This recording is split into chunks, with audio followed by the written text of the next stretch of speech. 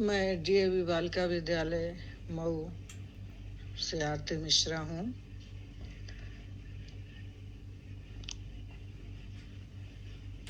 आज यमुना छवि का चौथा पद्यांश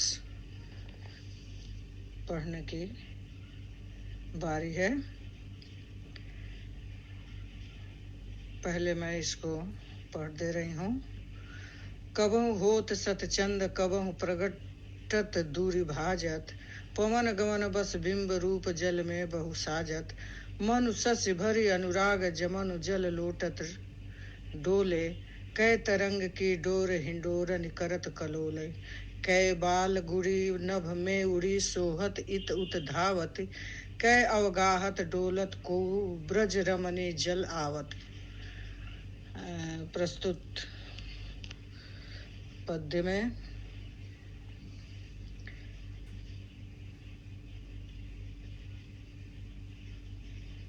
यमुना जल में डोलते हुए चंद्रमा के परछाई का वर्णन किया गया है। कवि कह रहा है, कबहु होत सतचंद कबहु प्रगटत दूरि भाजत।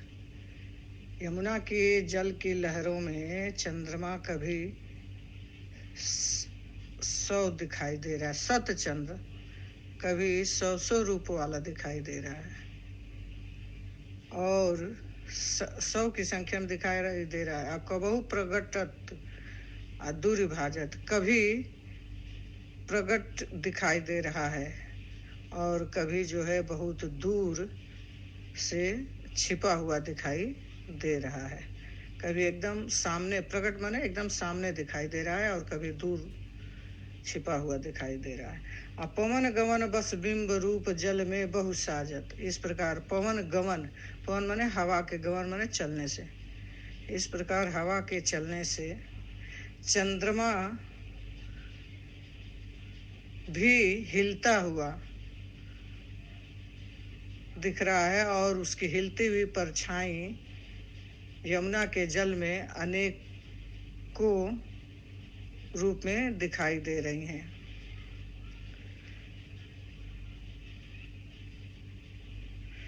मनु शशि भरी अनुराग जमुन जल लोटत डोले। ऐसा लग रहा है मानो शशि माने चंद्रमा, भरी अनुराग प्रेम से भरकर, अनुराग में भरकर, प्रेम में सराबोर होकर यमुना के जल में लौटता हुआ डोल रहा है, हिल रहा है, घूम रहा है।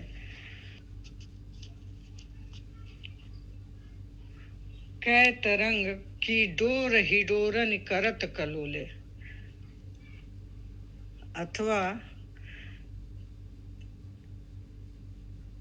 तरंग रूपी, लहर रूपी रस्सियों के कारण हिडोरन माने हिडोला झूले में ऐसा लग रहा है, करत कलोले किलकारी मार रहा है, खेल रहा है। किसी बालक को तरंग रूपी रस्सियों से चंद्रमा रूपी बालक हिडोले में हिल रहा है।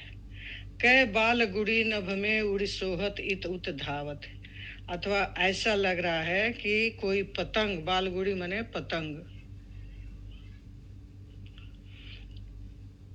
नभ में आकाश में उड़ रहा है और इधर उधर जैसे पतंग दौड़ता है, भागता है, उड़ता है, वैसे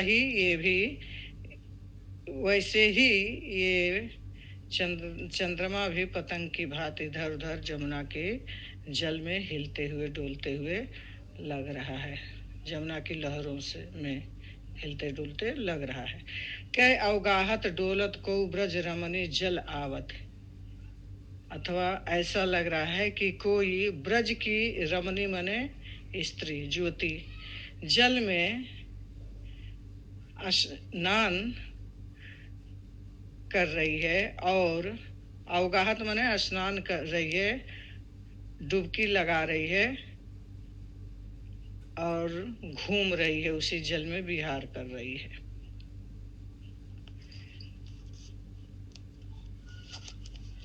अब एक नज़र में संपूर्ण पद्यांश को पढ़ लेते हैं कि चंद्रमा कभी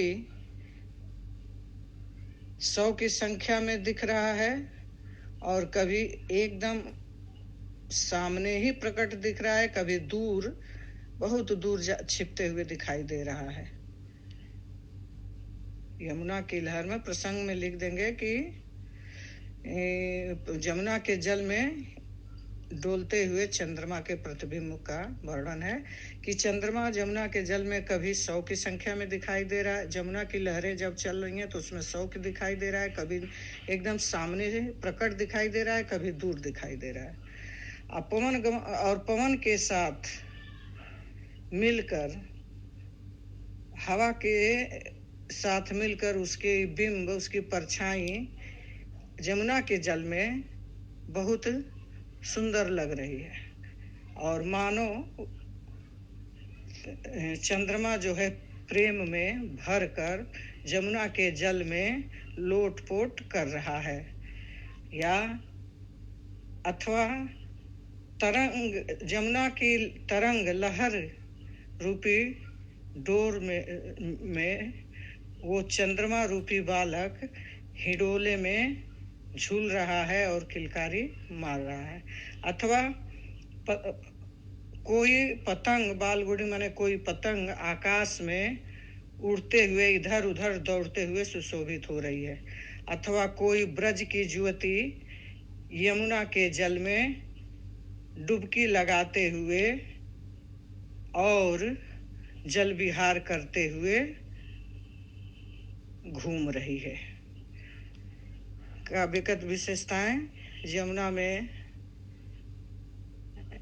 पड़ती हुई चंद्रमा की परछाई का सुंदर चित्रण किया गया है और इसमें उत्प्रेक्षा अलंकार मनु है, मनु शशि भरी उत्प्रेक्षा अलंकार है और भाषा ब्रज है, अलंकार इसमें उत्प्रेक्षा और अनुप्रास, पवन गमन बस और रस श्रृंगार है, छंद छप्पय। अब इस प्रकार चौथा पद्यांश का व्याख्या समाप्त हो रहा है। मन जुग पक्ष प्रत्यक्ष होत मिट जात जमुन जल, कै तारागण ठगन लुकत प्रगटत शशि अभिकल, कै कालिंदी नीर तरंग जितो उपजावत, तितनो ही धरि रूप मिलन हित तासो धावत, कै बहुत रजत चकई चलत, कै फुहार जल उच्छरत, कै निष्पति मल्ल अनेक विधि उठ बैठत कसरत करत। इस प्रस्तुत पंक्तियों में चंद्रमा के विभिन्न क्रियाओं का आकर्षण वर्णन है कि चंद्रमा कौन कौन सी क्रियाओं में लीन है और कभी अनेक कल्पनाओं में चंद्रमा का वर्णन किया है।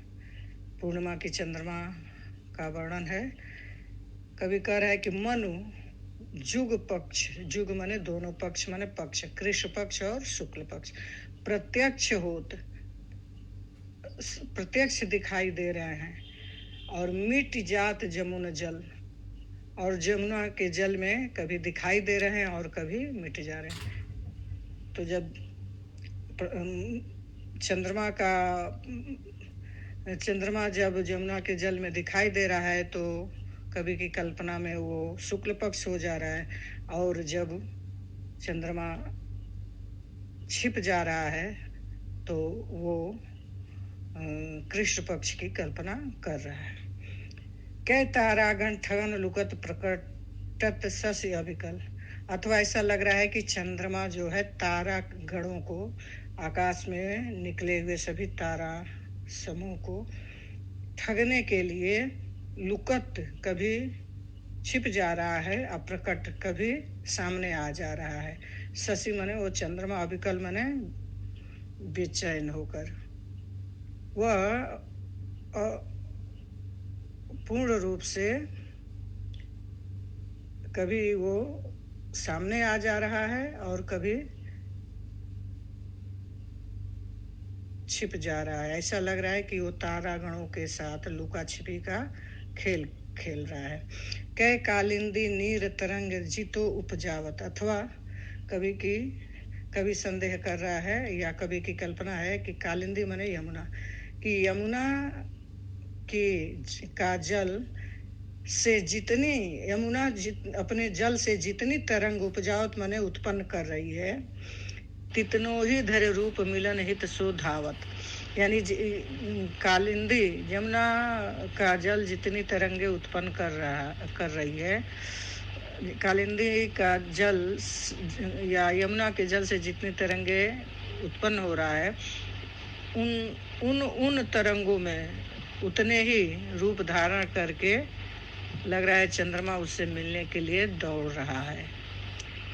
कै बहुत रजत चकई चलत, कै फुहार जल उच्छरत, अथवा ऐसा लग रहा है कि कोई रजत माने चांदी का कोई अनेक चकई चल रही है। चकई मतलब चक्र, जिसको कहते हैं फुहारा, चल रहा है, अथवा जल की फुहारे उच्छरत माने उठ रही हैं, चारों ओर बिखर रही हैं। कै निष्पत्ति मल्ल अनेक विधि उठ बैठत कसरत करत, अथवा ऐसा लग रहा है कि निष्पत्ति माने चंद्रमा, मल्ल माने पहलवान, चंद्रमा रूपी पहलवान जो है उस यमुना के जल में जब लहरें ऊपर आ रही हैं तो वो दिख रहा है, और जब लहरें ऊपर नहीं आ रही है, नीचे आ रही है, तो चंद्रमा छिप जा रहा है। तो कवि ने इसमें कल्पना किया है कि वो चंद्रमा रूपी पहलवान लग रहा है अनेकों प्रकार से उठक बैठक कर रहा है, यानी व्यायाम कर रहा है, कसरत कर रहा है। काव्य का सौंदर्य आप देख लीजिएगा। इसमें मनु पहली लाइन में है तो उत्प्रेक्षा ही अलंकार है, और रूपक है इसमें निष्पत्ति मल्ल, चंद्रमा रूपी पहलवान। तो ये बाकी हमने ढंग बताया है, वैसे आप लोग लिखते जाइए। अंतिम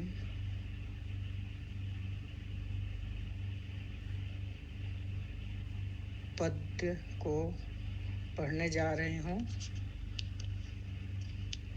कूजत कहूँ कलहंस कहूँ मज्जत पारावात, कहूँ कारण उड़त कहूँ जल कुक्कुट धावत, चक्रवाक कहूँ बसत कहूँ बक ध्यान लगावत, आ सुक पिक जल कहूँ पिसत जल कहूँ भ्रमरावली गावत, कहूँ तट पर नाचत मोर बहुरोर विविध पक्षी करत, जल पान न्यान करी सुख भरे तट शोभा सब जिय धरत। ये जन लिखा है, जलपान है इस पे। कभी यहाँ पर यमुना के किनारे इकट्ठे हुए विविध प्रकार के पक्षियों की मनोहर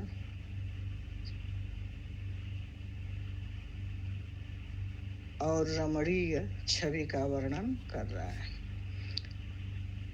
कवि कह रहा है कि यमुना के जल में कूजत कहूँ कलहंस, कहीं राजहंस कूजते हुए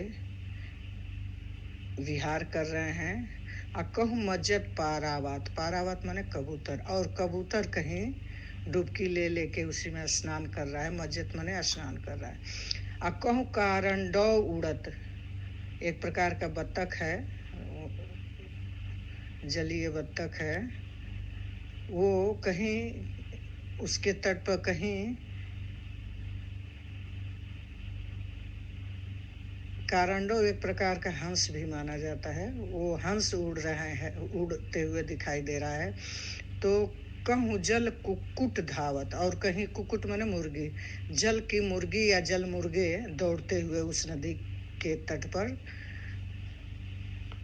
शोभित हो रहे हैं। चक्रवाक कहूँ बसत, कहीं उसी यमुना के तट पर उस जल में चक्रवाक माने चकवी के जोड़े वसे हुए हैं, विहार कर रहे हैं। कहूँ बक ध्यान लगाओ तो, और कहीं बकुला जो है ध्यान लगाया हुआ है। बकुला का ध्यान लगाना अपने लक्ष्य की प्राप्ति के लिए होता है। यहाँ पर ध्यान पूजा पाठ का नहीं है कि बकुला ध्यान लगाता है जब मछली उसको पकड़ना रहता है, तो वो एक टांग पर खड़ा होकर बड़ी ध्यान से देखकर उस मछली को पकड़ लेता है। तो कहीं बकुला जो है अपने एक पैर पर खड़ा होकर मछली पकड़ने के लिए अपने ध्यान में मग्न है। सुक पिक जल कहूँ पीवत, इसमें पिसत शब्द दिया है, पीवत होना चाहिए।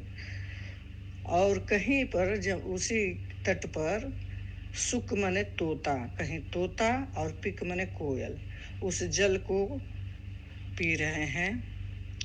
तो जल कहूँ भ्रमरावली गावत, और कहीं कहीं उसी यमुना के जल में भ्रमरावली मने भंवरों का, अवली मने पंक्तियां, समूह, एक झुंड होकर उस जल में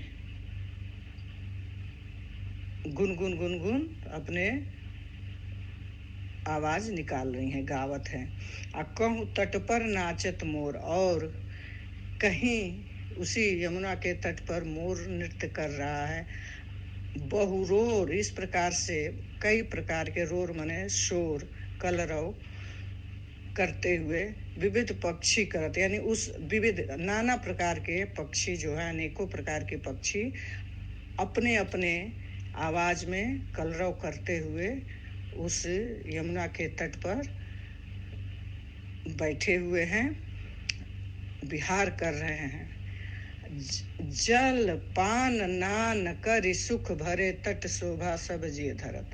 इस प्रकार सभी पक्षी यमुना के जल को पीते हुए, जल है ये, जन लिखा है, पीते हुए, नान स्नान, यमुना के जल में स्नान करके, कर सुख भरे तट, उस तट पर सुख प्राप्त कर रहे हैं, सुख से भरे हुए हैं। उस तट पर सभी जल पान करके, स्नान करके सुख से लबालब भरे हुए हैं। और शोभा सब जिय धरत, और सभी अपने जी में, हृदय में उस शोभा को धारण किए हुए हैं, और उस शोभा से आनंद प्राप्त कर रहे हैं। ये समाप्त हो गया। अब यमुना छब की पूरी ये पद्यांश समाप्त हो गया। काव्यगत सौंदर्य जैसा हमने बताया वैसा लिख लीजिएगा उस हिसाब से। धन्यवाद।